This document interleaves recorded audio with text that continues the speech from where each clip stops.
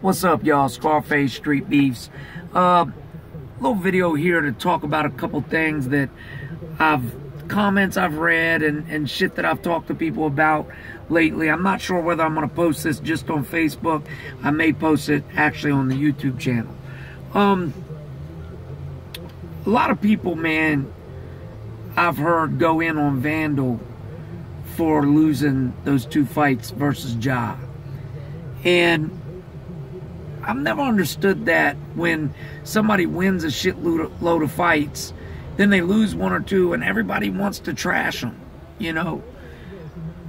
Here's the truth. Be it backyard fighting, pro fighting, street fighting, if you fight enough, you're going to lose. That's just fucking reality. I don't care who you are. You're going to eventually lose. But the key is to win a lot more than you lose. Any of you motherfuckers out there that talk shit on somebody losing, you better pray that you go your whole fucking life undefeated. Because if you talk shit on the next man when he loses a fight, it's going to taste like shit when you finally lose one. I know that losing sucks. I've lost. I've lost more than people have seen. You know, I lost on YouTube, but I lost before that.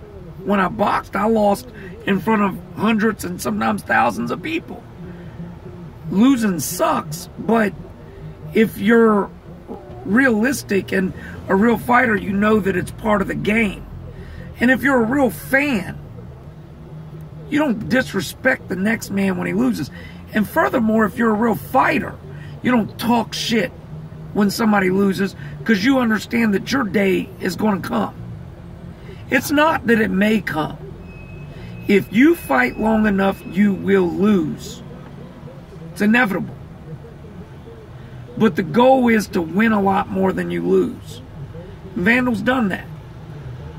And make no fucking mistake, Vandal's a tough dude, okay? I fought Vandal twice. I broke my hand fighting him the second time. I hit him with shit that should have dropped him, and it didn't do what I wanted it to do. Ja said the same thing. I talked to Ja, and he was like, that motherfucker is tough. He said multiple times I hit him and could not believe that he didn't fall. And any of you motherfuckers out there talking shit, you get in the ring with Vandal and see if you can knock him out. Let me tell you that Vandal does not look from the outside like a great fighter. You see some of the stuff he does and you're like, what the fuck? But get in the ring with him. Go ahead. You'll find out. Dude is not a slouch. No, he's not a world-class fighter, but I promise you this. You fight him, you will know you've been in a fight. I've had a lot of people on the outside talk shit about what they would do if they came to the yard. Some of these guys are trained fighters. Some of these guys are pro fighters. They've came to the yard and found out that it ain't like they thought. There's some tough motherfuckers that fight in our yard.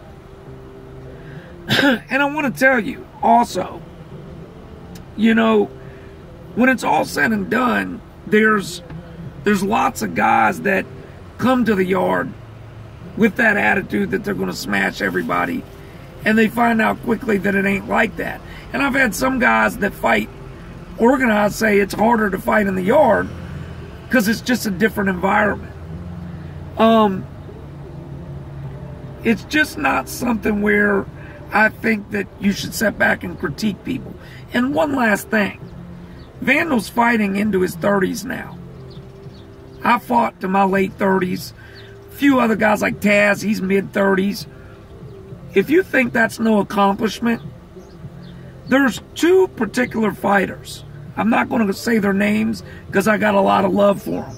But they were absolute destroyers in the yard while they were fighting. But at mid-20s, both of these guys said, I don't have it in me no more. In their mid-20s. Think about that. So if you can find somebody that has any desire or will to fight in their 30s, that's an accomplishment in and of itself. Because there's lots of guys that fight young and don't have it in them anymore.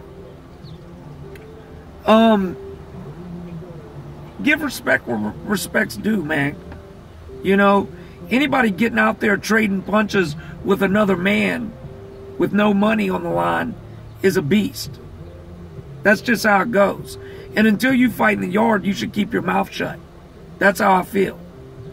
So I'm going to upload this. Leave your comments. You know me. I love to get on and argue with people. So if you want to argue, let's do it. But show Vandal his respect. Let me say this, and then I'll let it go. Vandal knows. When he first came to our yard, I did not like him. He did not like me.